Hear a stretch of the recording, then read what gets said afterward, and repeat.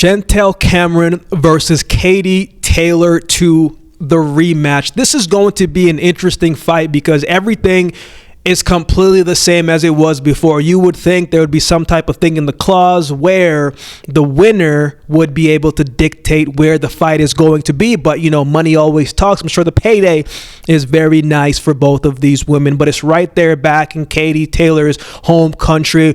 Could that play a tougher role the second time around? Let's get into it, man. Let's start with those scorecards from the first fight. One judge had it a draw. The other two judges had it 96-94.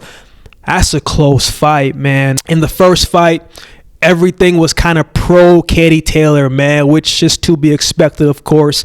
The answers were, the commentators were kind of crazy biased, which you would accept, but man, you know, could at least talk a little bit more about the stuff Chantelle Cameron was doing, right? But I thought Chantelle Cameron proved why she's the undisputed at 140 pounds. Thought she took the fight to Katie Taylor, pressuring her, kept the jab active, threw combinations, went in close, and didn't get greedy with her work. She found the openings and slipped her shots in.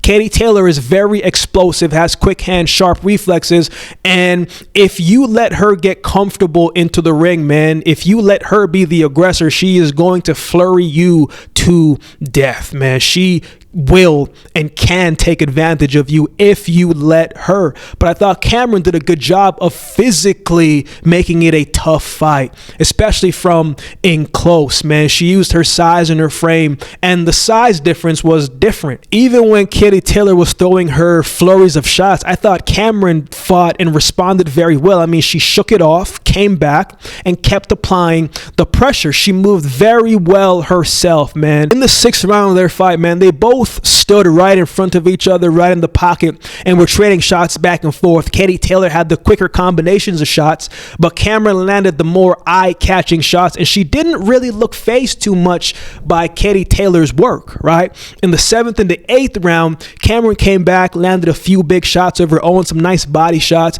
but you know Katie Taylor is always going to come on strong in the second half of that fight, and she came back and steal some of the rounds and took some of that momentum. And you have to credit Chantelle Cameron because every time Katie Taylor made a move, Chantelle Cameron came back and made a move of her own to try and take back the momentum and get back the control of the fight, man. When you let Katie Taylor box and keep the distance, she's going to have her way. You know, she's that explosive where she can jump in and jump back out. So you have to be physical against her and make it close and personal and make it uncomfortable, right? And I thought the continuous pressure, shout out to Chantelle Cameron's team, man, for the conditioning work and what they've been able to do, because she was the same from round 1 to round 10. She was consistently moving, consistently applying the pressure, consistently throwing consistent shots. Man, I was very impressed by the stamina that she had and was able to distribute throughout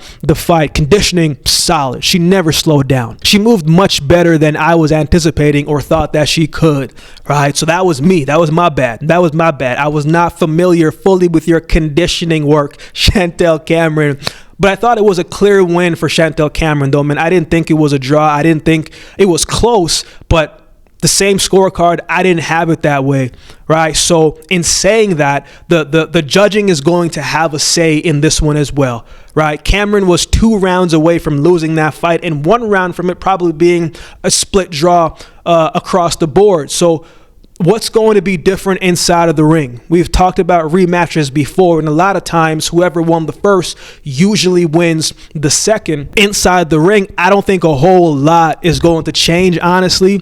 I know, you know, they both know each other. They're both familiar with each other now at this point. You fight once before, you kind of know what they're going to do in the second fight. Not always the case, but more times than not. So I'm expecting better adjustments. Yes, absolutely, from both women.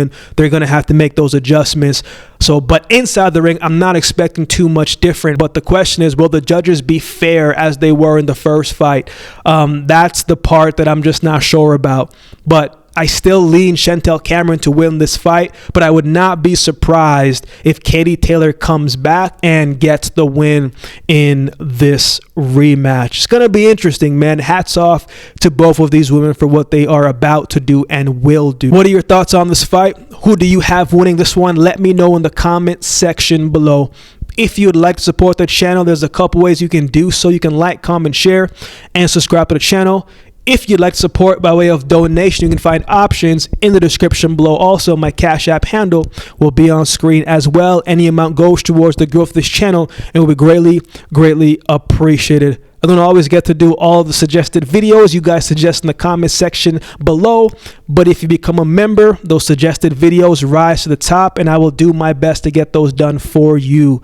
Or if you'd like support by way of donation, you can find options in the description below. My Cash App handle will be on screen as well. So with all that being said, if you've been watching the video this long, do me a favor and subscribe to the channel, and we'll definitely see you next time.